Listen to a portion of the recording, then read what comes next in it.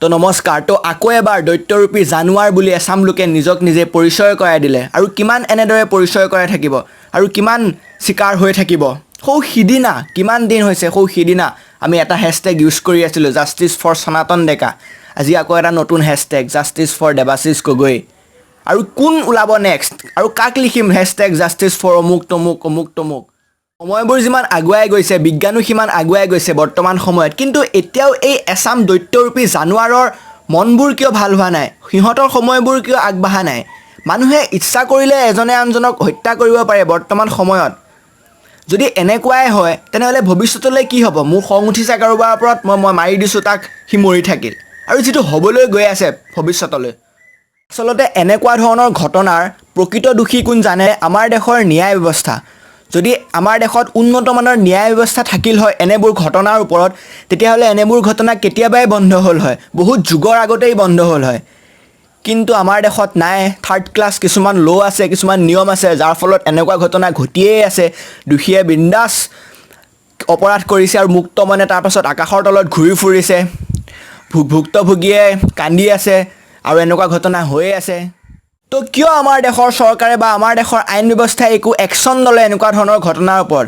যদি একশ্যন লয়, যদি কিবা এটা উচিত শাস্তি দিয়ে সেই থাৰ্ড ক্লাছ ফকতীয়া দৈত্যৰূপী জানুৱাৰকেইটাক, তেতিয়া নেক্সট তেনেকুৱা কোনো নোলাব। যেতিয়া এনেকুৱা এটা ঘটনা কৰিবলৈ যাব, এনেকুৱা এটা বেয়া কাম কৰিবলৈ যাব, তেতিয়া হাতবোৰ কঁপিব ধৰিব, ভয় খাব সিহঁতে। কিন্তু এতিয়া ভয়ে নাই, কাৰণ বিন্দাছ মাৰ্ডাৰ কৰি দিম, তাৰপাছত কি আৰু কোৰ্ট কাছাৰী যাম আৰু গৈয়ে থাকিম। ফাইল এডাল কিমান লাম্বাকৈ ফাইল পৰি থাকিব, চলি থাকিব, বিন্দাছ মই থাকিম। ভয়টো উৎপন্ন কৰিবলৈ লাগিব কি? কিছুমান নিয়ম মিন্স নহয় মৃত্যুদণ্ড। এনেকুৱা ধৰণৰ ঘটনাত মৃত্যুদণ্ড ডাইৰেক্ট। চবতকৈ বেছি খং উঠিবলগীয়া কথা এইটো যে এনেকুৱা ধৰণৰ ঘটনা ঘটি আছে, বোলে এইটো প্ৰথম তেতিয়াও মানিব পাৰি, কিন্তু ঘটিয়ে আছে, কত যুগৰ পৰা ঘটিয়ে আছে আৰু কোনো ধৰণৰ একশ্যন নাই। যদি তেতিয়াই একশ্যন ল'লে হয়, আজিলৈকে ইমানখিনি পৰ্যায় নাপালে হয়।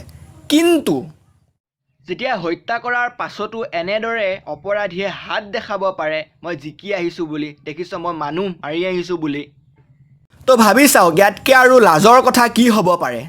তো দেৱাশিষ আৰু তেওঁৰ বন্ধুজনৰ কি ভুল আছিল? তেওঁলোকে চাবলৈ গৈছিল। এইটো নেকি যে লকডাউন ভংগ কৰি তেওঁলোকে পৰ্যটনস্থলী চাব গৈছিল?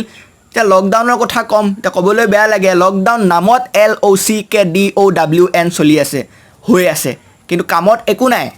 চব বিন্দাছেই হৈ আছে। 9টা বজালৈকে যদি মানুহে থাকিব পাৰে বাহিৰত, আৰু ৰাতি 9টা বজাৰ পাছত এনেও মানুহ বাহিৰত নাথাকে, তো এইবোৰ ফাল্টু ইছ্যু দি লাভ নাই। এতিয়া মেইন কথাটো হৈছে সৰু এটা এক্সিডেণ্ট হৈছিল। আচ্ছা, সৰু এটা এক্সিডেণ্ট হৈছিল, বুজাই মেলাই কামটো ছেটেল কৰিব পাৰে।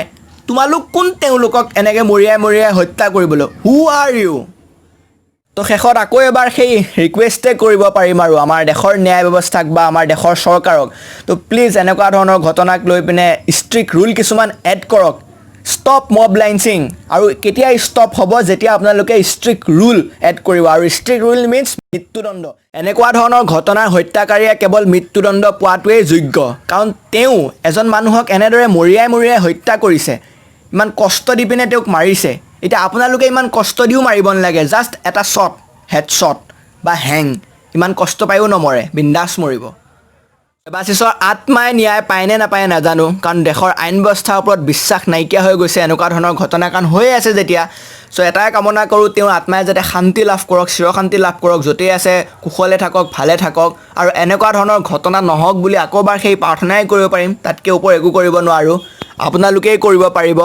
চ' please add some strict rules. Jai Hind.